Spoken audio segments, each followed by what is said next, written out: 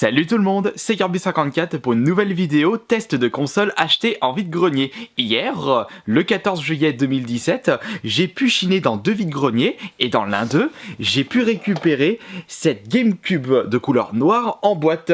Cette fameuse console de chez Nintendo qui était sortie le 3 mai 2002 chez nous a eu un certain succès, pas autant que la PS2, mais les jeux sortis sur cette console sont, pour certains ou pour une grosse majorité, d'excellente qualité. Je prends par exemple Zelda Wind Waker, le remake de Resident Evil 1, Super Smash Bros Melee, on a également Killer 7, Star Fox Adventure, etc. etc. On n'oublie pas les RPG, Tales of Symphonia, Baton Kaitos, et j'en passe. Pour cette vidéo, on va faire comme pour les PS2 crade, ainsi que d'autres consoles testées. On va ouvrir la bête, on va regarder en détail si elle a besoin d'un petit coup de nettoyage et on va la tester en espérant qu'elle marche bien. Je me souviens qu'à l'époque, on ne l'avait pas acheté Day One dans la famille. On a dû l'acheter, je crois, 1 ou 2 ans plus tard et le jeu qui nous avait poussé à acheter cette console, c'était surtout le Smash Bros Melee et également le Resident Evil 1 Remake. Et d'ailleurs, ce jeu a été notre tout premier jeu GameCube et actuellement, je considère cette console comme la meilleure de tous les temps. Pour commencer, nous avons la prise d'alimentation. Par contre, je sens qu'elle a pas mal de poussière. Il va falloir faire un petit nettoyage de ce côté-là. Le câble, qui lui aussi, il en manque un morceau. Il manque l'embout. C'est pas grave, ça, j'ai ce qu'il faut pour pouvoir le brancher sur la télé. Ah bah non, j'ai pas besoin. Je passerai par la V3 de ma télé. Pas mal de poussière. Mais au moins, l'avantage de l'ancien propriétaire, enfin je veux dire son astuce, c'est qu'il a laissé ce petit bout là pour éviter qu'il y a trop de câbles qui se travaillent derrière cette télé. Et une manette de couleur noire qui... ah ouais, elle est sale là. Elle est très très sale. Bon, pas aussi sale que les 2 PS2 que j'avais récupéré la dernière fois, mais elle a besoin d'un petit coup de nettoyage. Surtout au niveau du joystick qui a jauni un petit peu. Bah, c'est pas beau. Hop, j'en ai profité pour récupérer les lingettes antibactériennes.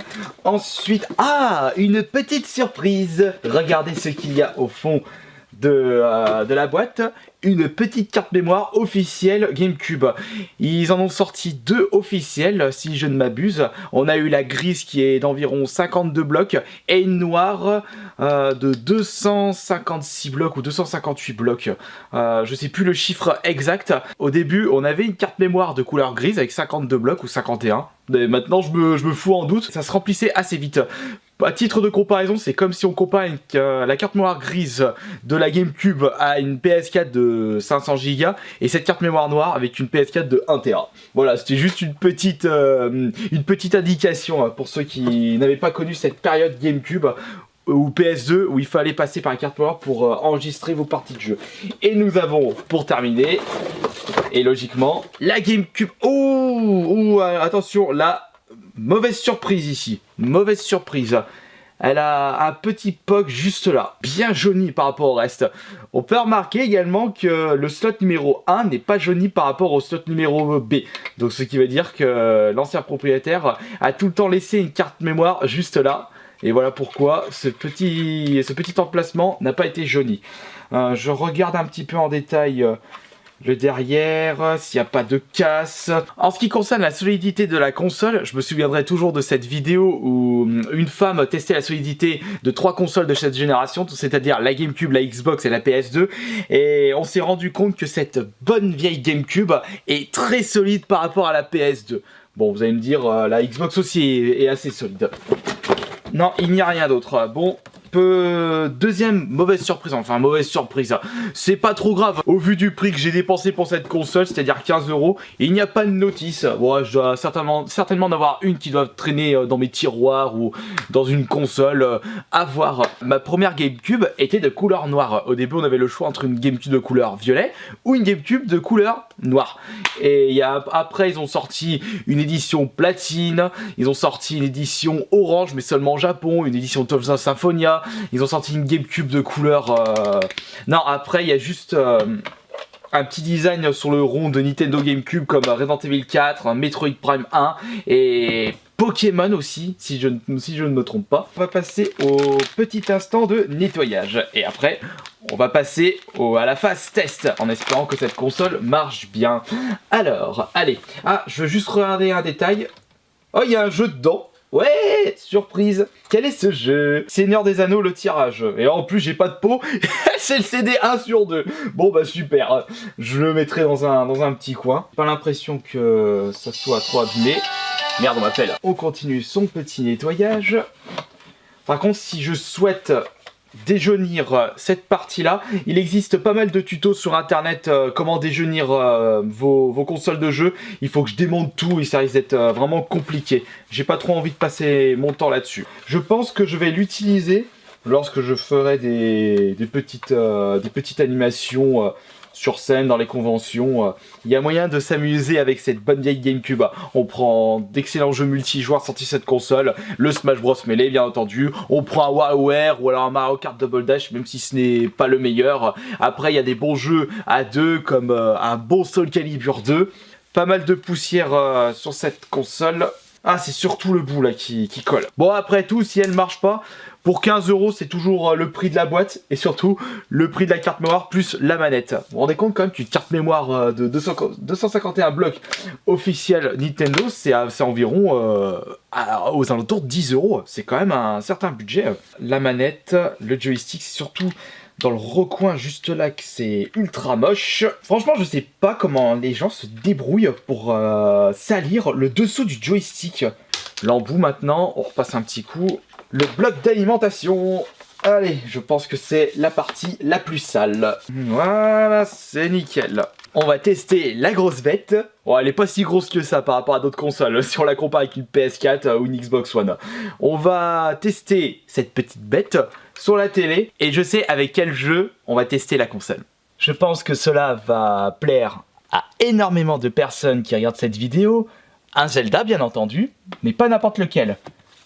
Non pas le Wind Waker, mais j'ai bien envie de me mettre le CD bonus qui contient l'Ocarina of Time. Allez hop, on prépare tout ce bordel. Alors la GameCube, elle va juste là, elle prend pas beaucoup de place. La petite carte mémoire dans son emplacement juste ici. Et on regardera en même temps à quoi l'ancien propriétaire avait joué sur cette console. La manette GameCube bien entendu. Après si un élément ne marche pas, c'est pas grave. J'ai ce qu'il faut dans ma collection. On branche le câble Ethernet, pardon, le câble Péritel. Rouge, blanc et jaune.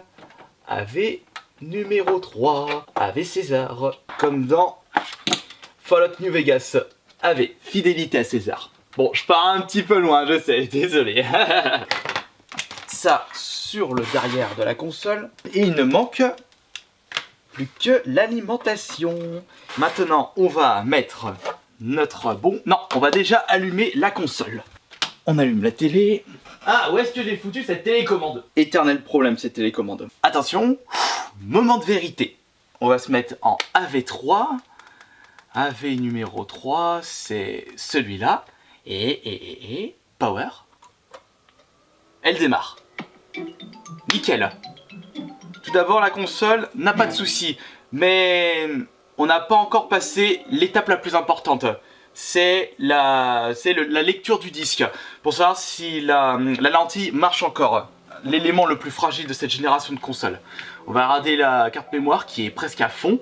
On peut voir du Metroid Prime, on peut voir du Worms 3D. Là, je reconnais Tales of Symphonia, ça c'est Metroid Prime de à côté, ça c'est un Call of. Non, c'est un Medal of Honor, j'étais pas loin. Et un autre Medal of Honor. Ah, Tony Hawk America Westland. F0GX ici. Resident Evil 4. Là, c'est Mario Football, Wind Waker. Ah bah, monsieur avait du goût, ou madame, je sais pas. Smash Bros, Star Wars Rebel Strike. Baton Kaitos, ah c'est dommage qu'il n'avait plus ces jeux chez lui. Parce qu'en plus Baton Kaitos je l'ai pas dans la collection. Bon, alors maintenant on va mettre le Zelda Wind Waker. Enfin non pardon, pas le Wind Waker, le Ocarina of Time. Présent dans le collector de Wind Waker. Et regardez si ça marche. Mais normalement il n'y aurait pas de problème. Ça tourne. Et le voici.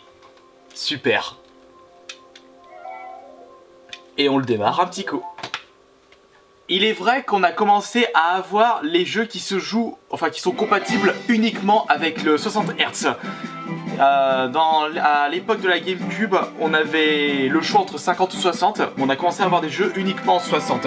C'est le cas de Guest, s'il s'appelle bien comme ça, ce jeu, ou Metroid Prime 2 aussi. Ok, Time. Ah non, je voulais pas la vibration, bon c'est pas grave, je m'en fous. Là, je me souvenais plus que cette console faisait un petit boucan quand même. Bon, elle en fait pas autant que certaines autres consoles. Le meilleur Zelda sur console de salon. Attention, je n'ai pas encore fait le Breath of the Wild, ni le Twilight Princess. J'ai fait lesquels sur console Oh, j'ai surtout fait les anciens. J'ai fait les 2 sur NES, j'ai fait celui sur Super Nintendo, j'ai fait celui-ci, j'ai pas terminé le Majora's Mask. Ah ouais, non, attends, il y a encore toute la partie avec Navi à voir. Ouais, les bof, fuck. C'est bon, vous le connaissez par cœur le jeu. C'est terminé pour cette petite vidéo de test de console trouvée en vide-grenier. Et vous avez pu constater que cette console marche nickel.